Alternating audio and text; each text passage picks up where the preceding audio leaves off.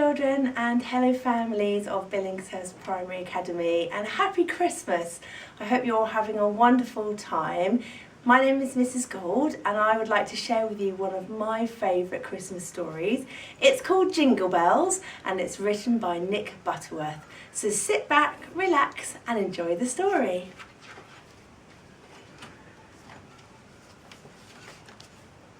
Christmas time, a happy time, or so it should be. Why then, on Christmas Eve, did two small mice look so unhappy? It's that cat, grumbled Lottie to her brother Jack. He always spoils things. Ah yes, that cat. It should have been wonderful for the mice living in the cart shed on the farm.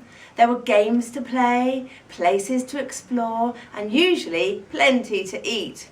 There was only one problem, that cat. The mice had been hiding food for their Christmas dinner, but the cat had discovered their hiding place.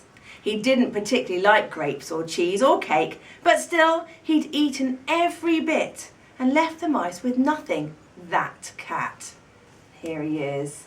Look at him with his fat tummy, having eaten all the food. Cheer up, said Jack. Look what I found. It was an old glove. Jack began to chew it. We can't eat that, said Lottie. Jack went on chewing. Soon he had gnawed off two of the glove's fingers. There, he said, Christmas stockings, one each. We can hang them up for Father Christmas.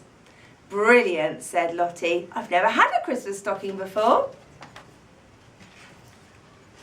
That night, as the mice snuggled down to sleep, they wondered what Father Christmas would bring them.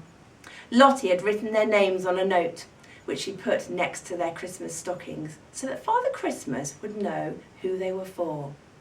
Soon Lottie began to snore, Jack began to dream as the air was filled with the sound of sleigh bells. So they've hung up their two Christmas stockings. I wonder if Santa's going to fill them. Christmas morning. The day was fresh and bright as Lottie and Jack hurried excitedly to look at their Christmas stockings. But they were empty. Nothing, said Jack sadly, not even a nut. Lottie picked up the note that she had written the night before. Look at this, she said. Underneath their names someone had written, not here, gone away for Christmas. I know who wrote that, said Jack. They both knew. I wonder if you know who wrote the note. It's time we taught that cat a lesson, said Lottie. But what can we do, said Jack. He's so big and strong. Well, said Lottie, I think we should go and talk to Ton Chi. Ton Chi was a rat. Actually, his real name was Gavin, but he liked to be called Ton Chi. He wore glasses that had no glass in them, and he wore clothes that he'd borrowed from the doll's house in the farmhouse attic. He also borrowed furniture from the doll's house, which he said made his own place look more homely. So there's Ton Chi, the very wise rat. Lottie and Jack made their way through the snow towards the barn where Ton Chi lived. Suddenly, Jack spotted something. It was shiny and golden. It's a bell, said Jack. Not just any bell, said Lottie. It's a sleigh bell. It must have fallen off Father Christmas's sleigh. It's lovely. Let's take it with us. We'll show it to Ton Chi. When the mice reached the barn, they were quite out of breath, but there was still a difficult climb to make. At last, puffing and panting, they came to a little door at the top of the barn.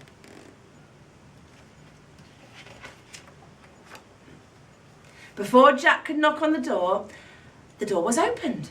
Good morning and a very Merry Christmas to you, said the rat. The mice smiled and replied nervously, Happy Christmas, Ton Chi. Then they stepped inside. Ton Chi shut the door. It's hard to say exactly what the mice and the rat said to each other, but whatever it was, when the door opened, they were all smiling. Thank you very much, said Lottie and Jack together, and Ton Chi just smiled. The pleasure is all mine, he said. Cats can be such a terrible nuisance. Later, after Christmas dinner of some borrowed fruitcake from Tonchi, the mice could be seen wrapping up a Christmas present. Later still, they tried not to be seen as they cautiously carried their parcel towards the farmhouse. I wonder what they've wrapped up and who it's for. Can you guess who they're going to give it to? Boxing Day. Mrs. Mackay, the farmer's wife, swung her feet out of bed and into her slippers. At the foot of the stairs, the cat brushed past her legs. "Oh, hello, Angus," she said. "What's this?" She picked up a small parcel that lay on the mat and read the label. "It's an extra present for you, Angus," she said to the cat.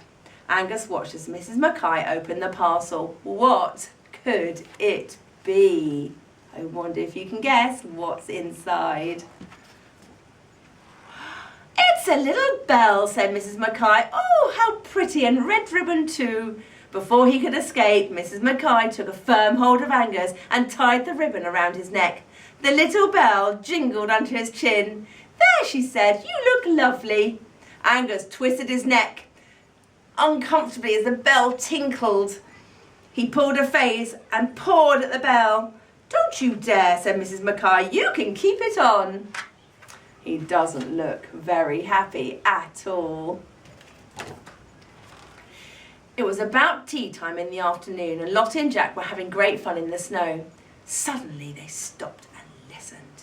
They could hear the jingling of a little bell. "Quick, someone's coming," whispered Lottie. The mice ran to hide in the cart shed. Who do you think is coming? As they peered out, they saw a very cross-looking Angus go stalking past. He looked from side to side and shook his head. The little bell jingled merrily. Grumped Angus, and he stumped off, jingling all the way.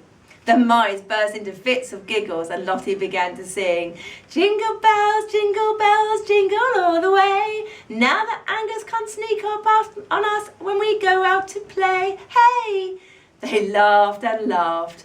"It may not have been a very Merry Christmas," said Jack, "but it does look like it's going to be a very happy New Year." The end.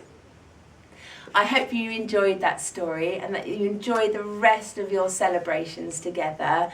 Wishing you lots and lots of happiness for 2025, and we'll see you when you come back to school. Goodbye.